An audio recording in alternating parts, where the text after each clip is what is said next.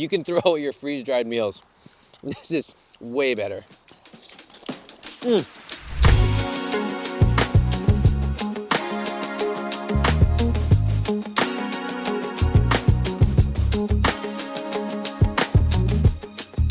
Hey friends, welcome back to Meals Worth of Miles, the series where I teach you how to create incredible backcountry meals that taste just as good in the backcountry as they do on your table at home. My name's Carl and I am a backcountry cook and I do this whole thing for a living. I've been creating backcountry recipes for years now and we've created probably close to 100 different backcountry meals that I'd love for you to check out. This one that we're creating today is called Dan Noodles, and this is actually the one that kind of put me on the map. It was my first ever TikTok video that went viral and you can see it here. This was crazy. I had never expected that this video would kind of kick off the rest of my life and would change the course of my life forever. But here we are creating incredible backcountry meals for you to try in 2025. I cannot wait for you to try this one. Dan noodles are the type of noodles that have sesame paste involved. It's got some soy sauce, some garlic, and it creates this incredible sauce that coats the noodles, and it is the perfect meal to have in the backcountry.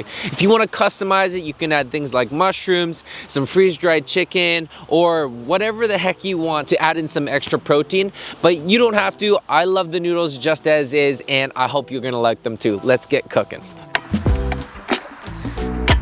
Okay, so to start, we are going to add 500 mils of water into our pot.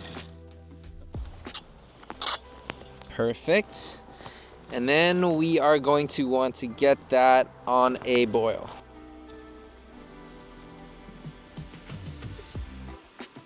My standard amount of water that I'm generally putting in as a rough frame of reference is usually 500 mils, just because I feel like that is a good amount for when you're making soup, and you can add water later if you need to. But for boiling noodles and such like that, that is the way to go. One small little tip when boiling your water, and just for fuel efficiency, is to make sure that you crank the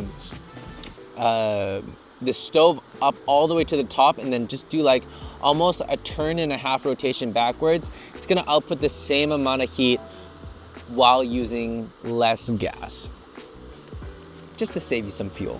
So our water is coming to a boil and we can take off the lid. And the first thing we can do is add our noodles. So these are our thin Chinese noodles that we're gonna put in here, but you could be adding in your instant noodles or knife cut noodles here. So all of these other ingredients we're gonna add to this noodle soup dry, because this is not a noodle soup. This is actually a drier noodle dish. It's a saucy noodle dish. But that's why we're gonna leave a little bit of hot water after we've drained it, and then we'll keep that to create our sauce for today.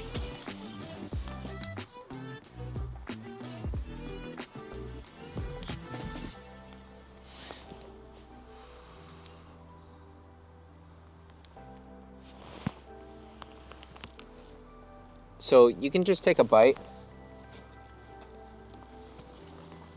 and see. This definitely needs a little bit more time because it's still a bit dry in the middle. You're gonna wait. Knife cut noodles will take longer, instant noodles will take less, and then these noodles are kind of somewhere in between.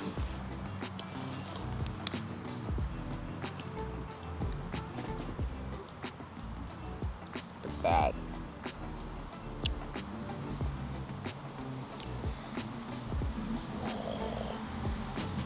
Anyways, that's not helping it boil. And that's not helping it cook enough. We'll just wait patiently. Oh, shoot. Okay. We have to be getting close.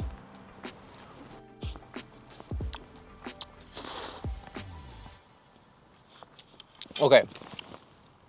The noodles are getting close to perfect. It's just slightly below, but I like my noodles a little bit more on the firm side. So what I'm gonna do is I'm gonna put on this lid and I am going to strain these noodles. Sustainability wise, you can use this starchy water to make a really phenomenal hot chocolate if you like a thicker hot chocolate, or you can try to dispose of it in a gray water bin, which is what most people would do if there is a gray water pit. So now is the quickest part of the process. We're gonna wanna add a bit of this starchy water back in. So that's just about, just under a tablespoon or maybe just over. And we have a little bit of starchy water in here that's keeping these noodles hot. And then we're gonna add in our sauce. So now we're gonna add our flavor bomb. And what I like to do here is I like to just pour a little bit of starchy water, not onto my entire freaking table, but I like to pour it into my flavor bomb. Shake up the sauce so that it's a little bit more loose. And pour it out. And now that our sauce is all in there, we can start adding our garlic really quickly. So we're gonna add our minced garlic in here. And this is roughly like a 2 cloves of garlic. This is all happening super fast. We're adding in our 5 spice and sugar. We also can add in our bacon bits.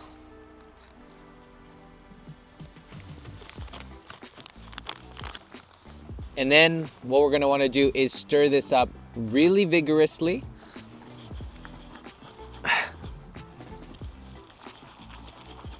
To make sure we get all the noodles coated.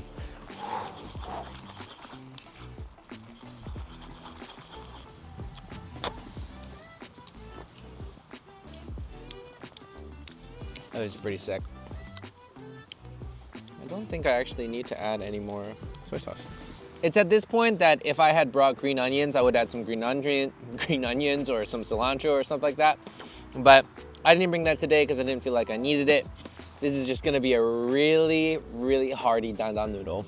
Okay, last but not least, if you're looking to add a bit of texture difference so that it's just not all noodles and bacon, you can take some peanuts and you can add that on top. We just had these as a snack, and so you can take these, try to crush them up to the best of your ability and to put them on top.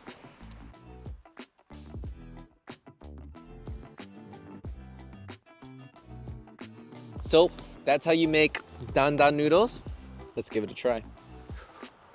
See, all of our noodles are coated with sesame and chili oil. We've got some peanuts in here and also our bacon bits. The sauce is coated like every noodle. That sesame paste gives it such a creamy flavor, but it's balanced out because the chili oil is in there as well. It kind of balances out the creaminess with the spice. Oh man. This is something you're gonna wanna try. Man. You gotta transform your backcountry kitchen game for 2025. And to do that, you gotta start right here at this channel. So if you liked what you saw here, don't forget to like, subscribe, and comment on this video. I'd love to hear what you're typically bringing up for your backcountry meals. But if you're looking for more recipes, check out this video here and this playlist down here because it's got everything you need.